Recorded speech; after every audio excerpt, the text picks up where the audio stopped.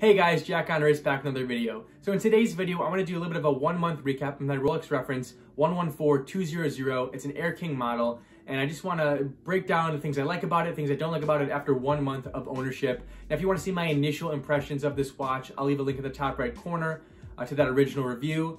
But let's get right into the video.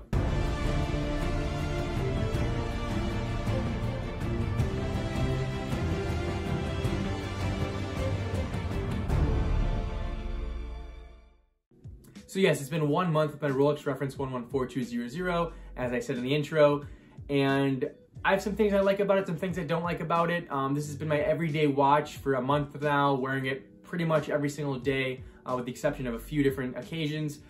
And I just want to talk about the things I like and I don't like about it for those who are interested in this particular watch and want to see, what the day-to-day ownership experience is like. So getting right into it, I want to talk about the first thing that I do really like about it, and that is the size. Now in my initial video, I did talk about how I do like the size, and I think someone up to a 7 and maybe a 7.25 inch wrist could really appreciate this watch and the size if they really like that sort of vintage style, the vintage sizing. If you want a more modern fit, I think you're going to want to go in a different direction. But at least for myself, with my 6.5 inch wrist, I think it's a really nice fit, and overall, especially with it wearing a little bit bigger with those larger lugs, especially with the bracelet, I think it really wears nice on my wrist.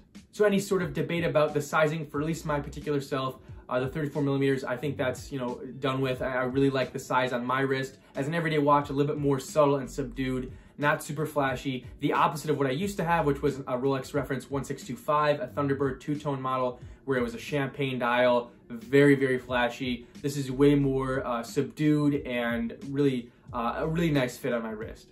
And like I said in my initial video, I would still say if you have upwards of a 7.25 inch wrist, this would be a good fit for you, but you really kind of have to want that sizing, that 34 millimeter sizing, and I would suggest you try to even get this watch on wrist before you make that decision. Maybe even go to an AD and try on the 34 millimeter, the Oyster Perpetual, to sort of see if that's a good fit for you. Keep in mind that the 34 millimeter Oyster Perpetual is pretty much just this 34 millimeter Air King.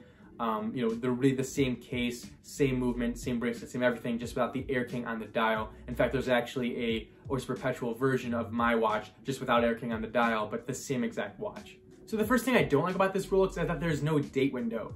Now, coming from my Rolex reference 1625 with that classic Cyclops, I really enjoyed that, that feature, but I didn't really like that it wasn't a quick set date. So I said, whatever, I'll just forget the whole thing and I won't have a date window, and it'll be so much easier.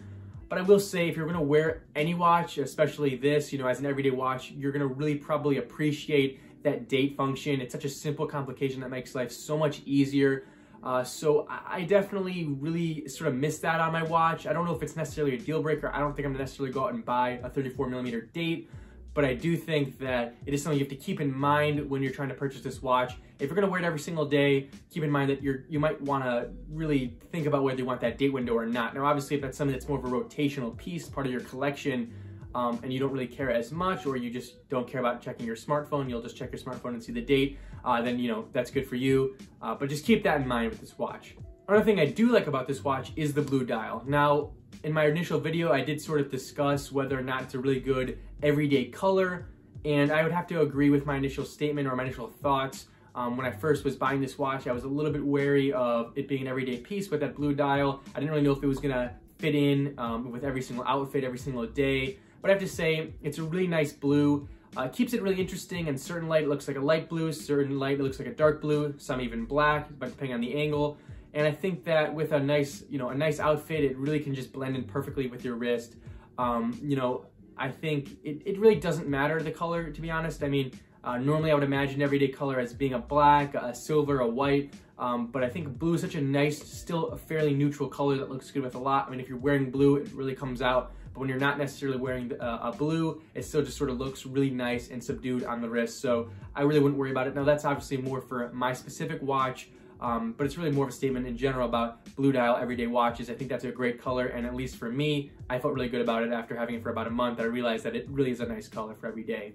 So the next thing I really like about this watch is the solidity it brings. I talked a lot about that in my first initial impressions and that original review, and I think that in general, I really like the way it feels on my wrist with the solid end links, the solid links, the bracelet, the sapphire crystal. I feel really confident with this watch.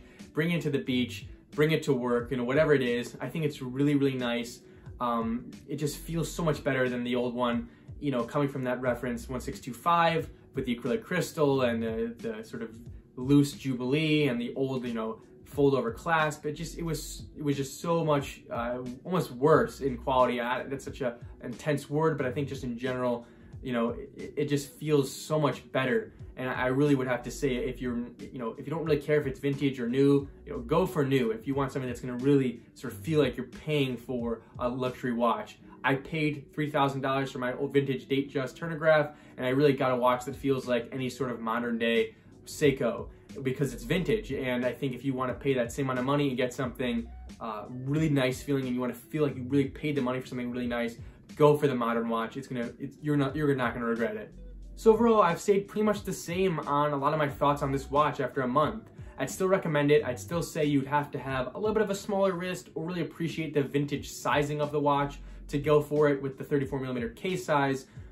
But I do really still like this watch. Again, a couple of things I didn't really like about it, with the date especially. It's something I noticed after a month of ownership. But just in general, I think, I've stayed pretty solid on my opinion of it. I still really like it in terms of the dial, the feeling, just the solidity. Everything about it just feels really, really nice. And I would still recommend this watch 100%. So would I sell this watch in the future? I think absolutely. I think any watch that wasn't sort of a gift from a family member or a hand-me-down, I think, you have to think about it if it's the right price.